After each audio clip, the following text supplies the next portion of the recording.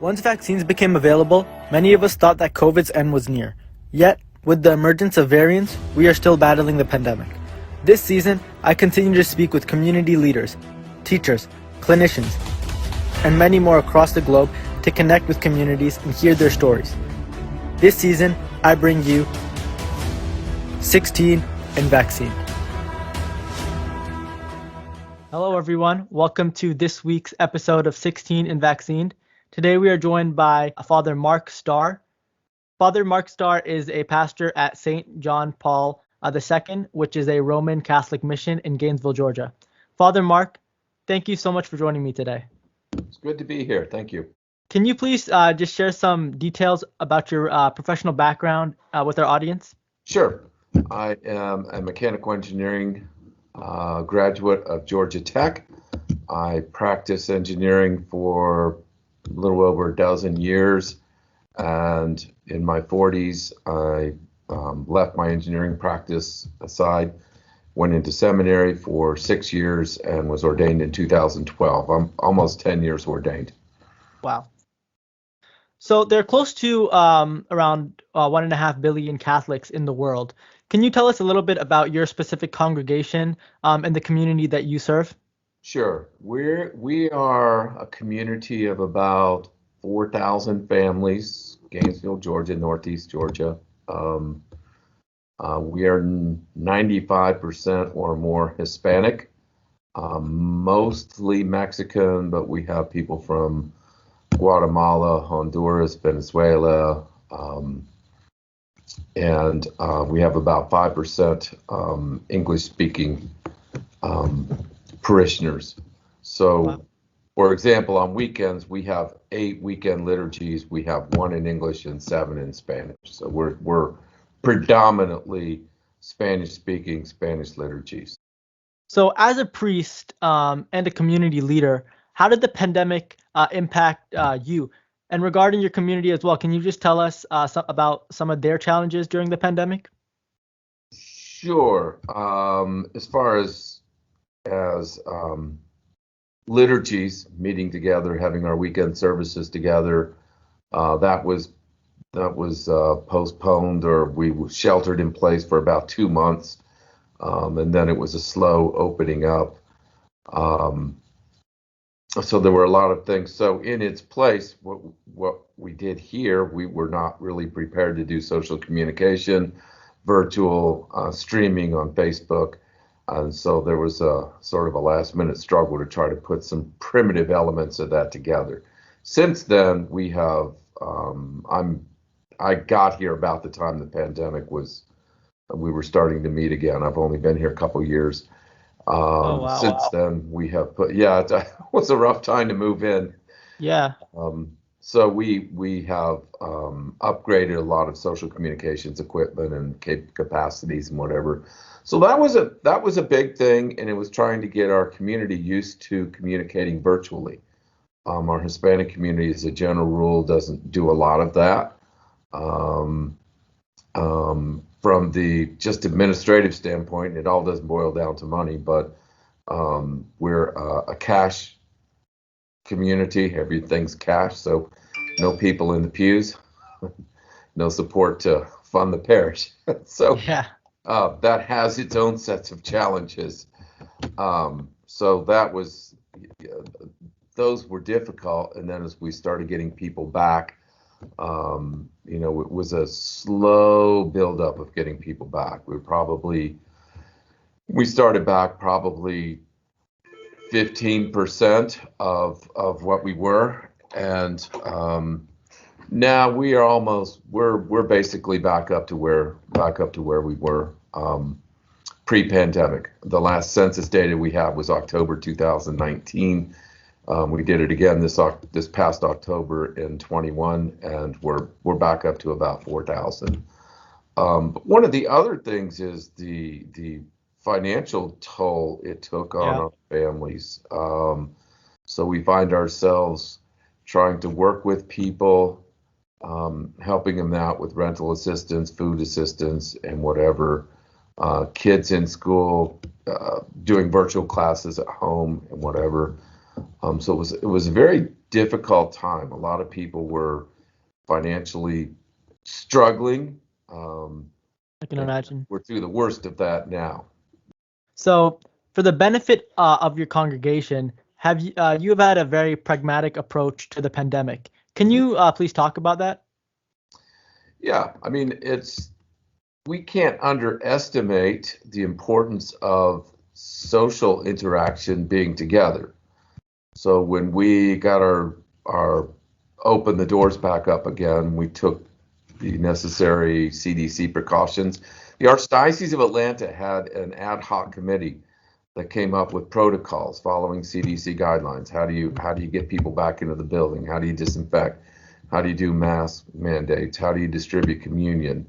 For a while, we restricted receiving communion on the hand and not distributing on the tongue. We've lifted that since then, which was a very difficult thing for the Hispanic community. They're not used to that. They're used to like 99% receiving on the tongue. Preparing the building, how do you direct traffic in and out of the building? Making sure that you have those things taken care of, separate entrances, separate exits. So we're bringing people in one way and out the other way. Masses were squeezed tighter together because we needed to add them because there was social distancing. COVID testing available. We have a group here that does COVID testing that's been here for quite a while now. But making sure that takes care of that people were aware. You know, we have COVID testing available. We can get you to places. As the vaccine came out, we did a few other things as well. But it was a learning experience to learn how to move people around and still have personal contact. How to not touch each other. That's lifted too, but yeah, I mean, Hispanics are very touchy emotional. so how do you deal with that? I mean, thank God that part's done with. Kids run up and hug you now and whatever. It's much better. But it was, you know, what works, what doesn't work. How do we integrate social communication, streaming, and etc. in our liturgies as well. It definitely seems like you guys took a lot of steps in order to make your congregations more safer. A little bit earlier, you were mentioning about how you got to the church in the middle of the pandemic. How was that transition like? Happening in the pandemic, during the pandemic, rather. Yeah, when our new assignments usually, if you're going to be moved, happen at the end of June, the beginning of July in the Archdiocese. So some of I knew I was going to move from my last assignment. I've been there 6 years. It was time to move on. Oh. So some of us tried to get that delayed. Let's say, hey, let's wait till October till the churches are open again. Yeah. So when I got here, we had just started maybe 3 or 4 weeks of live liturgies again. A difficult thing for me was, okay, I'm a new guy in a 4,000 family parish, and I don't know how I'm even going to meet anybody here or remember anybody's name.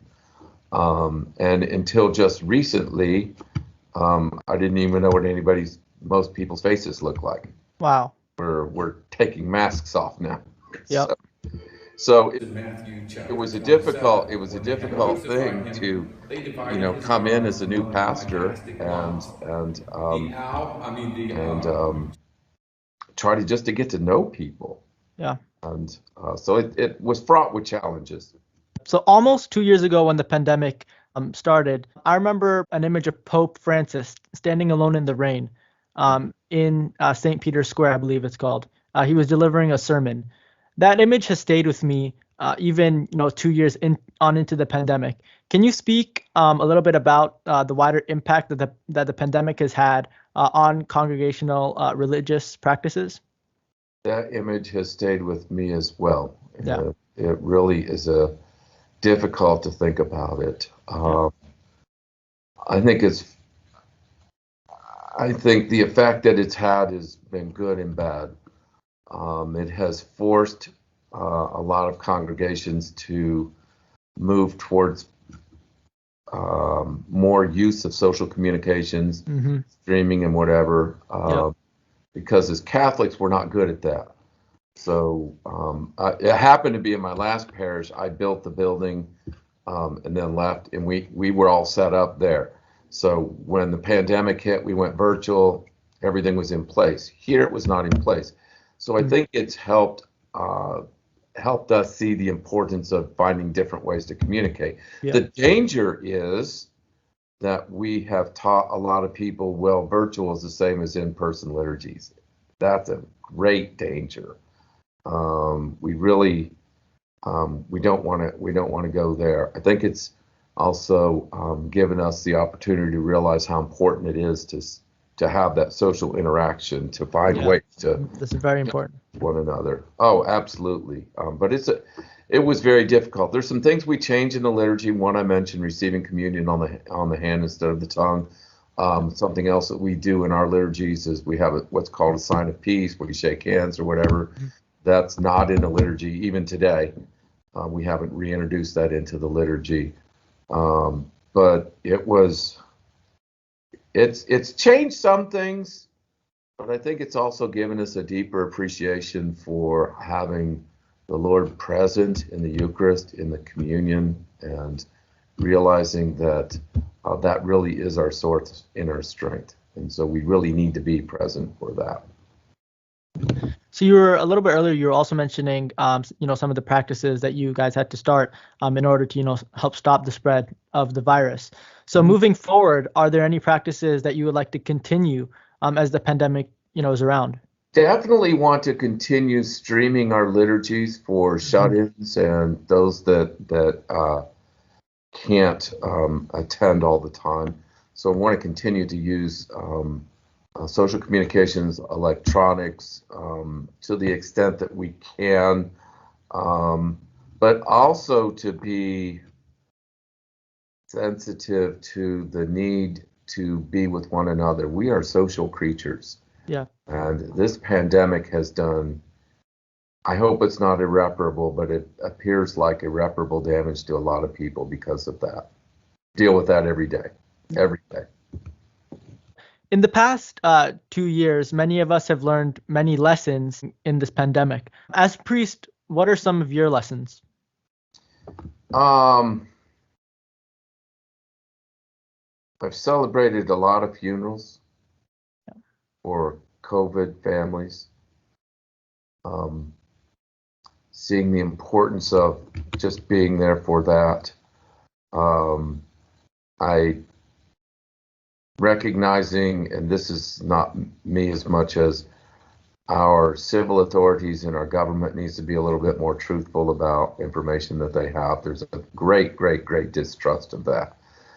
The importance of, again, personal relationships, that we don't abandon those to virtual. That's a tough lesson to learn. If you look at our younger generation, they don't know how to communicate one-on-one with somebody. Yeah, exactly. They've lost their social connections. Exactly, it's texting or Zoom. Yep. In this community as well, there is a huge distrust in government. Yeah. There's a distrust in taking the vaccine. Exactly. Yep. Because they have linked, well, for different reasons. I mean, there's some various different preachers out there, but a big one in the Hispanic community is abortion is the big no-no, and so even though it's very remote, the connection between testing of the vaccine and aborted fetus parts. There is hesitancy to take the vaccine specifically because of that. We showed a video of the South American bishops and Mexican bishops where they said this is an act of love to take the vaccine. Yep. It still did not make much of a dent. There are still people that today will not take the vaccine because they don't trust the government, and there's that connection with that. From the pragmatic approach as well, we need to remember the importance of people being honest about themselves. We had people who came to Mass, who came to weekend liturgies, knowing that they were COVID positive and still coming Wow. in. And so, Wow. in some sense, I've become a little more cynical, and I don't like that. But Understandably. yeah, and say, I mean, we had one that knew that and met with 2 priests in a 1-hour visit here, and I said, you can't do that. Yeah, you can't do that. You're So putting people in great danger. putting people in grave danger. So education about you really are putting other people in danger if you do this, and that was a tough lesson to learn. It never dawned on me that people would be so I don't want to say selfish, but just so centered in the respect that, well, I have to come to Mass, I have to do this, Yep. and I'm so desperate right now because I know I'm COVID positive that what other people, I don't think about putting other people in danger, and that was a tough one to deal with. But it's better now. I mean, it's tapered down, so things are much better than they were. So when people were coming to Mass and they were positive for COVID, did you guys have at that point? Did you guys have Zoom or Facebook Live or any of those platforms? We did. We had Facebook Live, and we keep the liturgies up there. In our community, especially, let's say anybody older than you, aren't adept at things like Facebook or whatever. So the kids are. That's fine. Yeah. But, no problem there. But if you have somebody who's older and they're not used to that, and it was a tough thing to say. Stay at home if you're sick, or if you're positive. We did temperature checks. We did, we pushed masks off on everybody. We understood that. We did social distancing, but stay at home because you don't know who you're going to pass it to. But a few good lessons learned. I hope we continue forward. And I think that's a good note to end this interview on. Father Mark, thank you so much for taking the time out and for joining me in this interview. I really found it very fascinating. And for everyone else, thank you guys for joining and watching my video. Thank you.